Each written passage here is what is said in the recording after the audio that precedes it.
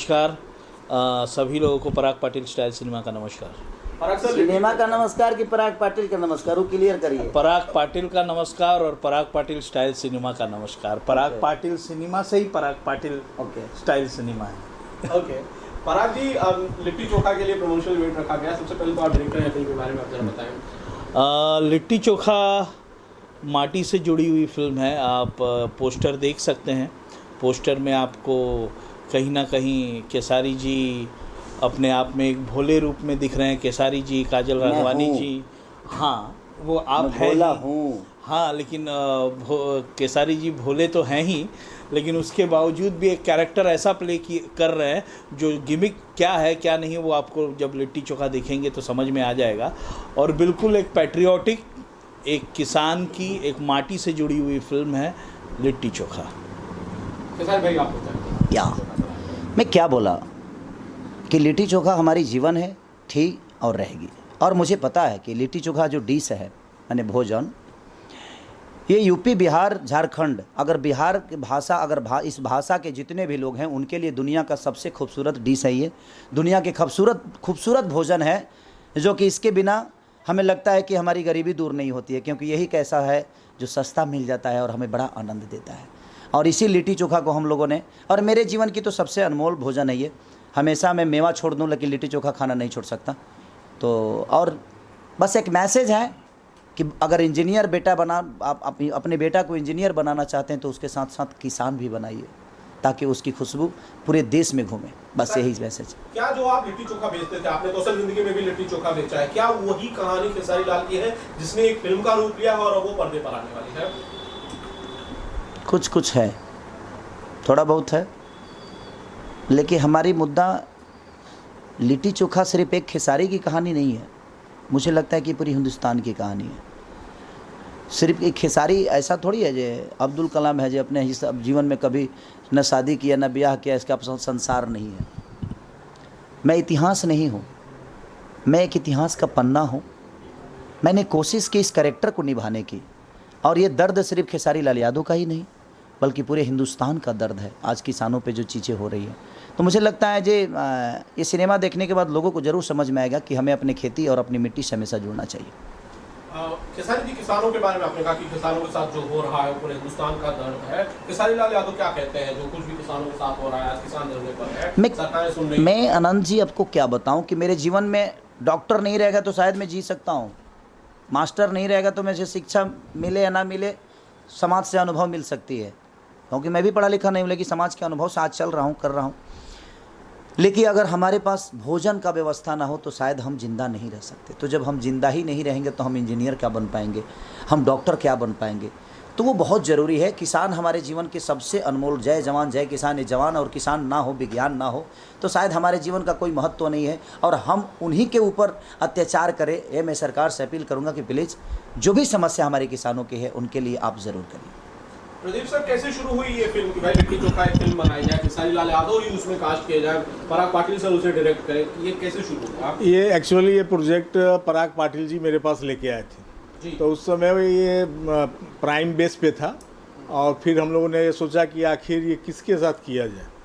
तो हमारे खेसारी जी लिट्टी चोखा से जुड़े हुए, सबको पता है दुनिया में एक एक लोगों को, तो हमने उसी समय माइंड मेकअप कर लिया था कि ये जो फिल्म बनेगी वो खेसारी जी के साथ बनेगी और वही इसको जस्टिफाई कर सकते हैं। तो हमने खेसारी जी को साइन किया, फिर बातें आगे बढ़ती चली गई और फिल्म बनाया हमने।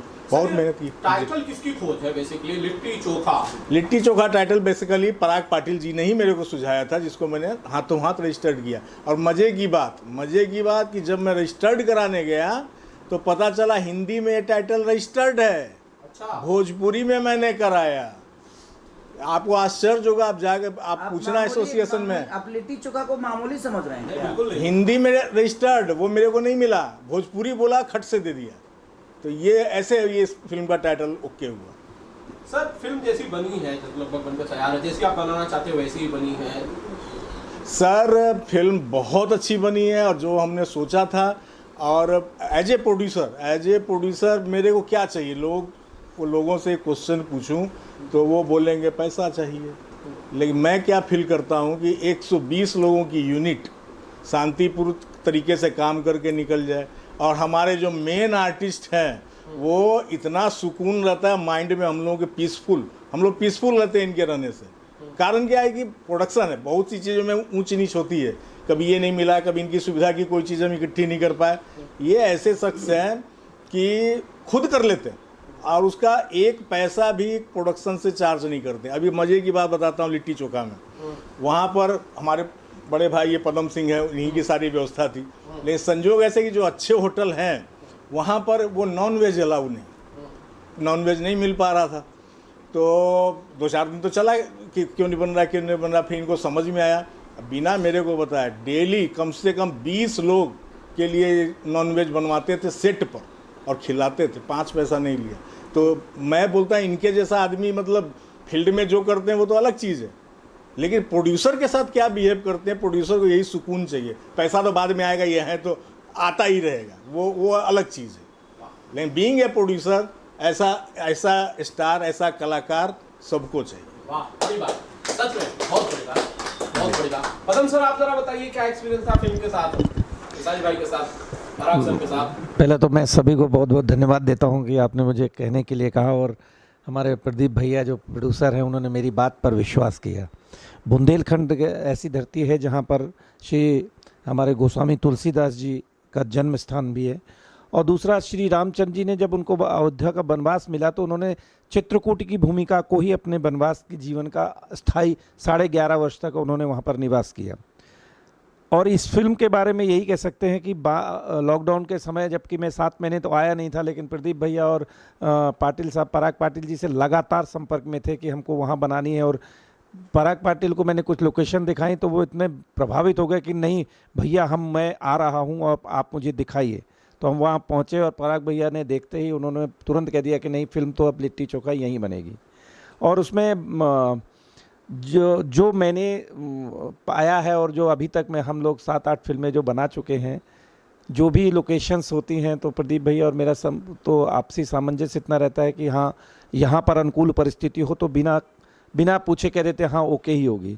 तो इस तरीके का अगर प्रोड्यूसर का सहयोग मिलता है और हमारे हीरो का सहयोग मिलता है और डायरेक्टर का सहयोग मिलता है और हमारे राइटर का सहयोग मिलता है और डीओपी साहब से तो कंटिन्यू वहीं से फोटोग्राफ्स मैं दिखाता था वीडियो कॉलिंग के माध्यम से कि भैया ये कैसी लोकेशन रहेगी, तो उनके अनुकूल रहती थी और वो उसको ओके कर देते थे।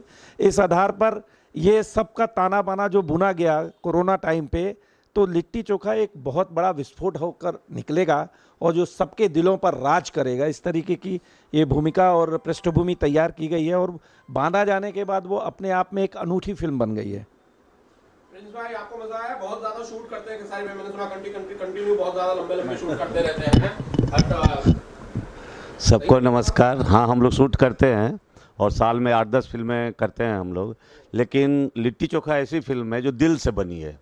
ये हम लोग बनाए नहीं है, बन गई है और कमाल की फिल्म बनी है, कमाल की स्टोरी है, सबका मेहनत है और ये फिल्म दिल से बनी है। सबने जान लगा के काम किया इसमें और बहुत मज़ा आया ये फिल्म करके। राकेश जी, नमस्कार। कुछ बोलने के लिए ज़्यादा तो लिट्टी चोखा में है नहीं, क्योंकि भैया ने सब कुछ बोल ही दिया है। Litti chokha in short concept इतना ही है। अब मैं थोड़ा सा कॉन्सेप्ट पे बात कर लूँ। ये कॉन्सेप्ट पे इतना ही है, लिट्टी चोखा जैसा पोषक भोजन ये शायद पिज़्ज़ा और बर्गर और सैंडविच नहीं है ये सब।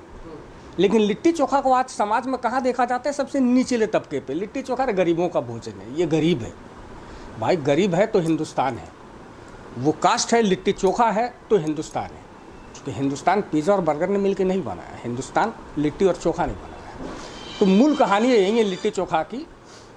दलितों को, किसानों को संजो के रखो, अगर वो है तो ये देश है। बस इतनी सी कहानी है लिट्टी चोखा की। प्रवीण जी, सर क्या तैयारियां चल रही है सर फिल्म की रिलीज को लेकर, ग्रैंड रिलीज को लेकर? बेसिकली कोरोना काल के बाद बहुत धूमधाम से रिलीज होगी और बहुत मतलब समझिए कि सारे सिनेमा हॉल में बुकिंग पहले से कर दी गई है। 9 अप्रैल को बिग रिलीज होगी। लिट्टी चोखा सुनकर मैं बिहार से आया हूँ लिट्टी चोखा लेने। बिहार का प्रिय भोजन, मुझे मालूम हुआ कि लिट्टी चोखा बम्बई में है, तो मैं स्पेशली लिट्टी चोखा लेने आ गया। शानदार। मुंबई से लिट्टी चोखा जी जी बिहार में। बिल्कुल बिहार जा रहा हूँ। बहुत सही, बहुत सही। प्रवीण जी बेसिकली बताइए जरा कि जब कहते हैं हम सिनेमा के बारे में कि भाई फिल्मों में ऑडियंस कम आ जा रही है, आप बताइए इस फिल्म से लिट्टी चोखा से आपको क्या लगता है, क्या उम्मीदें हैं कि भाई ऐसे हाँ बोलिए। कि भाई इस फिल्म से हम क्या कर सकते हैं, बेसिकली सिनेमा कितना बेटर हो जाएगा, या ऑडियंस जो कि दूर जा रही थी उसे रिकॉल करने में भी मदद मिलेगी? अभी 4-5 वीक पहले इनकी एक पिक्चर दुल्हन वही जो पिया मन भाई रिलीज हुई थी, काफ़ी ऑडियंस आ रहे हैं। धीरे धीरे कोरोना का डर खत्म हो रहा है, ऑडियंस घर से निकल रहे हैं, लोग आ रहे हैं और इसमें आएंगे, उस समय तक सब क्लियर हो जाएगा।